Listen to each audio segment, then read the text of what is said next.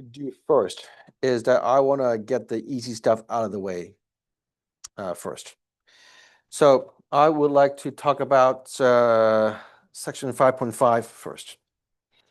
With this question, what is a reaction? What is a reaction? Okay. Now I would like to start this thought process by saying like, hey, y'all know gasoline is flammable, right? What's the name of the reaction if we actually burn gasoline? Gasoline is octane. What's the name of burning octane? Combustion, right? So if you write down the equation, not have to be balanced, octane is this, right? Plus what? Oxygen to make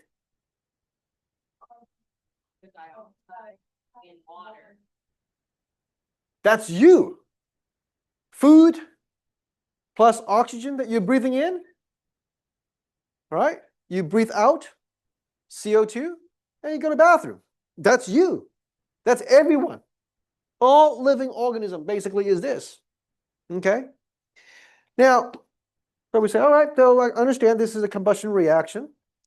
Now, does it mean that if you spill some gasoline on the floor, it's going to burn right away?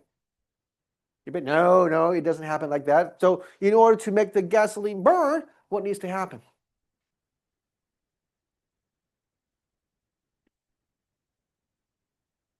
Like what action will you do to say, there's some gasoline right here, let me light it up? What must you do?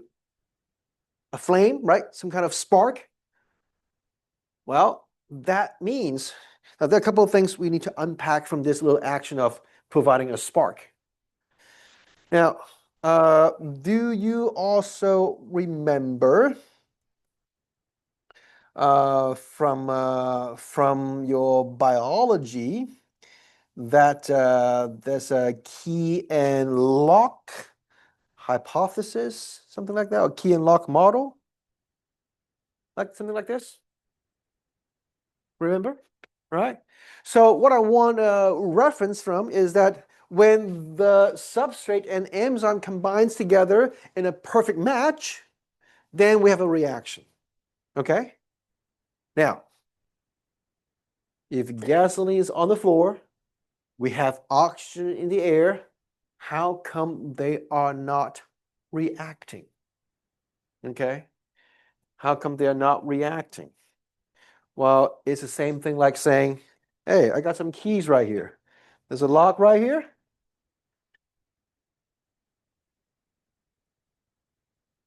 I cannot put the key in.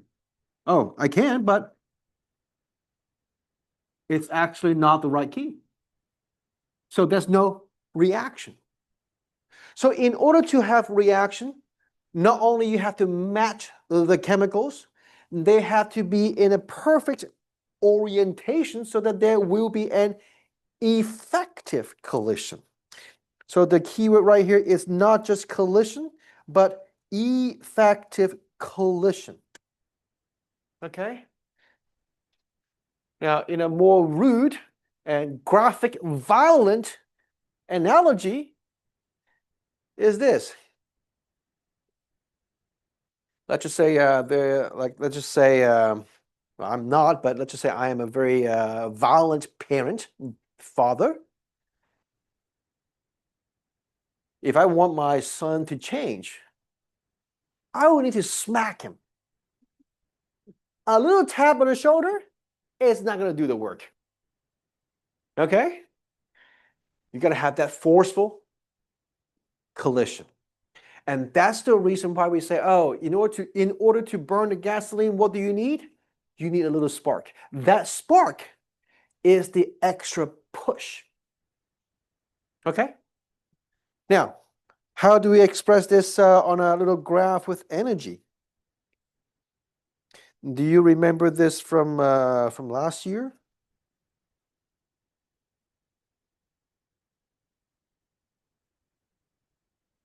This is energy. This is sort of like time. What is the gap right here representing?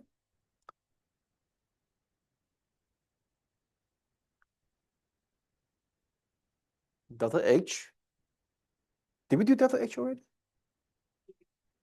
Here this year? No. Did we do Hess's law? I don't think. No, I don't think so. No.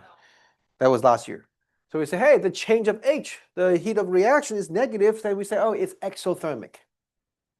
But the actual path of this reaction in terms of energy, it goes like this. There is a little bump right here.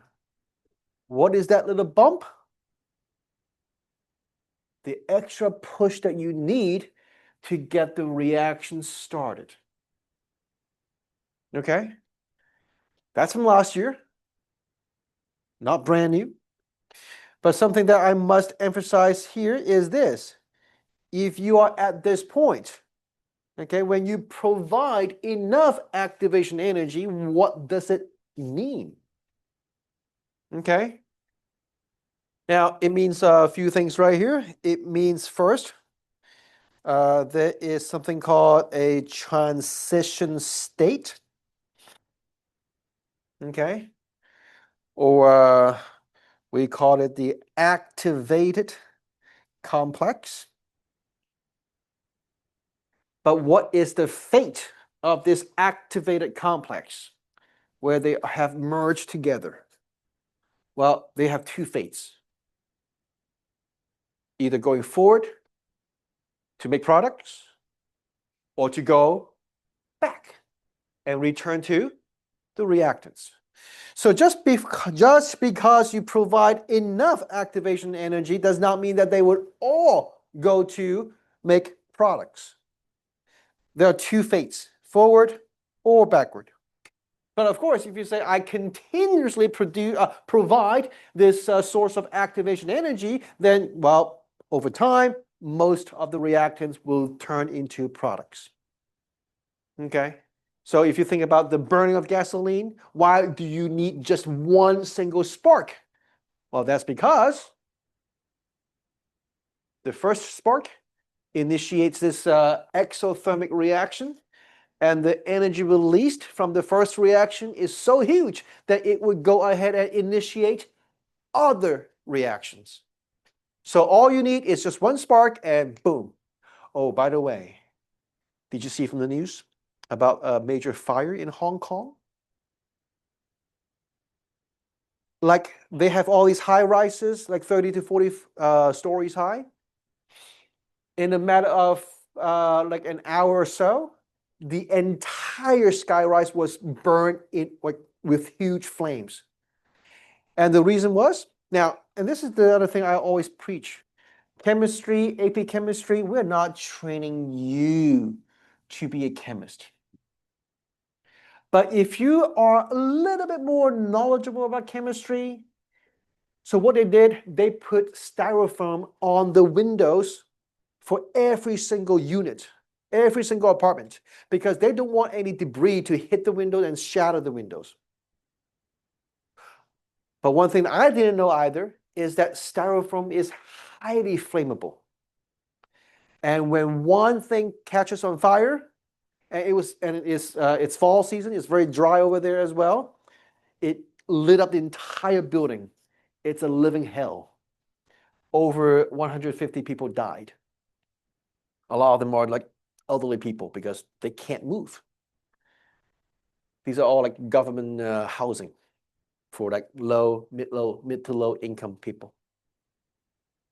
It was terrible. Like the moment I saw how it burned, I was like, what I'm seeing, it's wildfire happening at a building because all the fires going up, but then it's open air and drawing all the fresh oxygen to the bottom of the building.